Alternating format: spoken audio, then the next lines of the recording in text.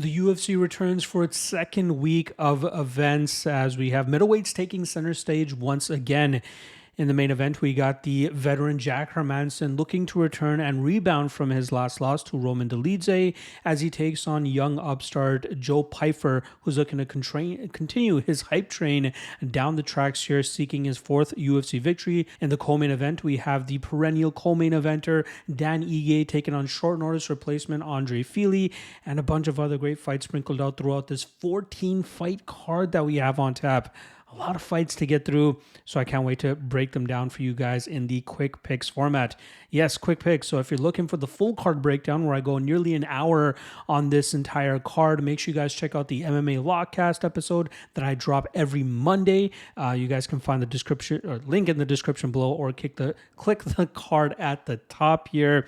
Also, a reminder, there are 3 regional events going down this weekend as well. And if you're looking for breakdowns for those, I do written breakdowns on my Patreon page strictly for those cards. So make sure you guys check that out. Link in the description below. And lastly, quick plug for the MMA Fight Archive. If you do your own researching and like to watch your own fight tape, check out the MMA Fight Archive, where we make sure you leave no stone unturned with over 3,000 fighter profiles for you to research through. There's recent top commentators, coaches, fighters, and cappers utilize this service. Check the link in the description below for a 7-day free trial to see what all the hoopla is about. We got a ton of fighter profiles and all the upcoming events coming up, not just the UFC, PFL, Bellator, KSW, ACA, Octagon MMA, Invicta FC, A1 Combat, UAE Warriors, all the promotions that you can think of. We got all the upcoming fights posted there for you guys to check it out and get your researching done. Check the link in the description below. All right. I hope you are laced up and ready to go, because we are off and running with the first fight of this 14-fight card. Daniel Marcos going up against Aoriqileng. Now, Marcos is looking to make it 16-0 when he steps into the cage this weekend, as he utilizes a very solid striking style that likes to heavily rely on the calf kicking game. He also has a grappling game that he showcased on the regional realm, which I wouldn't be surprised if he tries to pull out in this matchup against Aoriqileng. I think Marcos is the far more well-rounded fighter in this matchup, and although I believe that his line is a little bit too wide in this spot, I still expect him to go out there, land the better strikes, land some takedowns, get some control time, stay away from the big punching power of Aoriqileng, and win this fight on the scorecards. Next up, we got Haider Amil taking on short notice replacement Fernie Garcia. Amil, normally a 145er, takes on Garcia, who is normally a 135er. Amil is an all pressure, all gas, no breaks type of fighter. Under the tutelage of Gilbert Melendez, has put together an undefeated 8-0 record. He earned his UFC contract through the Contender Series this past year, and that should vault him right into the UFC and a solid start, especially against a game opponent like Garcia. I fully expect Amil to go out there, utilize his grapple-heavy approach and his endless gas tank to put Garcia through the ringer, and as long as he can avoid the crisp technical striking advantage that Garcia has, I look for Amil to just grind him down, utilize his size and his just strength advantage here, winning this fight on the scorecards. Next up, we got Zach Pauga going up against Bogdan Guskov. This is a matchup between 2 light heavyweights that are in desperate need of a victory. Pauga is a solid all-around fighter and comes from a football background and only has 8 fights under his belt at 35 years old. I believe he is a fighter that can go out there and grind this fight out, staying away from the big knockout power of Guskov, whether it's cage pushing like he did against Jordan Wright a couple of fights back, or even successfully landing takedowns and landing big shots from that top position. I expect him to avoid the big strikes of Guskov, grind this fight out, and win it on the scorecards. Next up, we got Max Griffin going up against Jeremiah Wells. We got obviously a veteran in Griffin going up against a older prospect here in Jeremiah Wells, but I believe that Wells' ability to put opponents away early should give him the advantage in this matchup. The line still a little bit questionable in my opinion, as Griffin's experience could definitely throw a wrench in Wells' plans, but I think that Wells' ability to mix in his takedowns, but also his explosivity and power threat from early in the fight should allow him to go out there, land on the chin of Griffin, and get the victory in round 1. Moving over back to the light heavyweight division, we got Devin Clark going up against Marcin Prachnio, and this is a fight where it's tough to really be trustworthy of or trusting of either fighter heroes who is known to be flaky in the past, but I have to lean ever so slightly to the Devin Clark side. I believe his ability to cage push Prachnio and land takedowns will allow him to dictate and control where this fight takes place, and as long as he can avoid any sort of slip up as he has had in the past against guys like Kennedy and Zechiku, I believe he should be able to control this fight, wear on Prachnio, and win this fight on the scorecards. Moving over to the women's divisions here, he got Loma Lookboonmee going up against Bruna Brasil. Lookboonmee is looking to continuing her run where she is now 5-2 with the promotion, but I think that she's going to run into some trouble here against the longer and taller Bruna Brasil.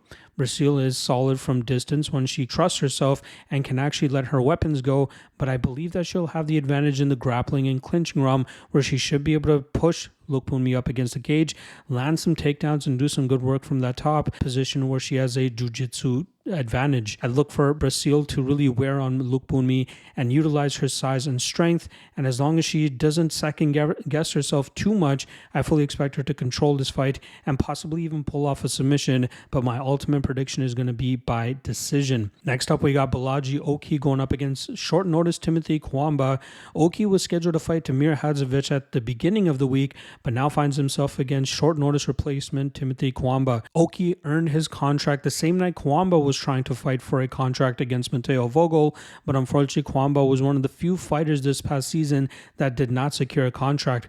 But Cuamba did earn a victory last week with a head kick knockout, and that was enough for the UFC matchmakers to throw him in on short notice here. But I think he's up against it, as Oki is usually a fighter that fights a weight class above him and should have the power and speed advantage early on in this matchup, which should translate in Oki finding his knockout once again. Moving on to the next fight here, we got Trevin Giles going up against Carlos Prates. This is another veteran versus prospect matchup, although the prospect has a solid amount of fights. Prates already has 23 fights of experience under his belt, most of those under the one championship banner, but this guy comes from a Muay Thai background and has ever improving takedown defense, which is what he's been facing through his last several fights. I look for Prates to keep this fight upright and outstrike Giles en route to a potential second or third round stoppage. Giles is going to be his toughest test to date, but as long as Prates can stop the inevitable takedowns from the BJJ black belt, I expect Prates to take over in this matchups in the second and third rounds, finding a finish. Next up, we got Rodolfo Vieira against Armin Petrosyan. These guys were matched up to fight each other a couple months back, but they finally throw down this weekend. Vieira will obviously be looking to take Petrosyan to the mat, but Petrosyan has showcased good enough takedown defense as well as get-ups and even better poise and calmness in sticky situations when he's in submission attempts, and as long as he can continue to show that, keep this fight in this striking realm, wear on the gas tank of Vieira, he should be able to open up and find that knockout victory in the second or third round. Moving on to the next fight here, we got Michael Johnson against Darius Flowers. Obviously, the rap on Johnson here is that he's probably the best fighter with his 21-19 record in terms of his ability to go out there, showcase solid striking, but always finds himself getting into some sort of trouble, which is in the past been due to his questionable fight IQ, but I think in his last matchup where he got knocked out by Diego Ferreira, it was an issue of zigging when he should have zagged. He was controlling that matchup with his striking and takedown defense, showcasing how dangerous of a striker he can actually be if he's able to keep fights upright and dictate the range and pace in which they're fought. In this matchup against Flowers, he'll obviously have to deal with the big knockout power of Flowers early, but I think Flowers will drain himself trying to find that big knockout, and as long as Johnson can continue to zig when he zigs and zags when he zags, he should be able to keep this fight in his realm and eventually open up a second or third round knockout victory as Flowers starts to slow down. Moving on to the next matchup, we got Brad Tavares going up against Gregory Rodrigues. Now, Tavares has been on a little bit of a rough run, although he did pick up a win last time around against Chris Weidman. I expect his chin and durability issues that people are pointing to actually hold up for him here, as he should be able to eat the big shots of Rodrigues when and if they land, and he should be able to counter effectively, land his calf kicks as he did in his last fight against Weidman, shuck off the inevitable takedowns that are going to be coming his way, and then put together a very solid striking showcase here against Rodrigues, who mainly relies on his power and his striking realm. I think we'll see Rodrigues look to try to get this fight to the ground, but that's going to be unsuccessful as Tavares continues to batter him and touch him up in the striking realm en route to a decision victory. Moving on to the middleweight matchup here between Robert Bryzcek and Ihor Potieria, who steps in on short notice for Albert Duraev. Bryzcek is looking to give Potieria a loss in his UFC middleweight debut. Bryzcek is making his debut as well, but is a fighter that transitioned from the Octagon MMA scene, utilizing his finish-friendly style where all 5 of his last wins have come in the first round. This guy looks to continue bringing that finish-friendly style to the UFC. He's very long and rangy with the strikes that he throws as he plants his feet from distance and throws with all the power in his might. And I think that's going to allow him to open up finishing opportunities here over Potieria. Both guys will be swinging for the fences, and it could come down to who ends up landing first, but I'm going to have to lean with the physical advantages of Bryzcek with his speed and agility, and kind of fade the middleweight debut of Potieria, the potential draining of his energy and reserves with his cut down to 185 pounds, and not to mention on short notice as well. I love the under 1.5 in this spot, but I do think that Bryzcek is the one that inevitably gets his hand raised. Moving over to the co-main event, we got Dan Ige going up against Andre Fili. Ige obviously looking to pick up a victory after losing his last matchup to Bryce Mitchell. Ige should have all the advantages in this matchup. He's the more crisp striker in terms of putting his combinations together with his hands, and also has the BJJ advantage with his black belt. But I think that even if Fili wants to take this fight to the ground, he's going to struggle to get Ige to the mat. And I think with Fili's wild and unorthodox striking style, that opens up countering opportunities for Ige to touch him up, potentially finding a knockout. But I do think that he touches him up, wins this fight on the scorecards by decision. And to the main event we go, as we have veteran Jack Hermansson taking on Joe Body Bags Pyfer, and this is a possible matchup where the hype train of Pyfer potentially gets derailed.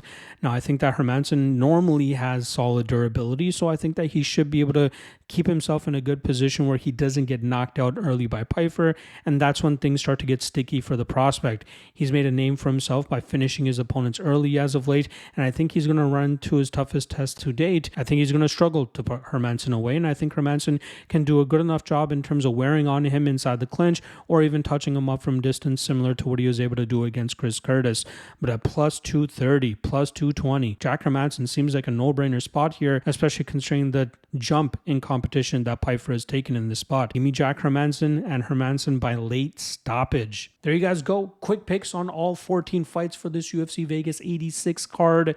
Stay tuned, as later tonight I'll be dropping my free parlay, Lucky Two-Step / Lucky Trinity for you guys. And then tomorrow we got the 3 best prop bets dropping as well. I will see you guys later today. Peace.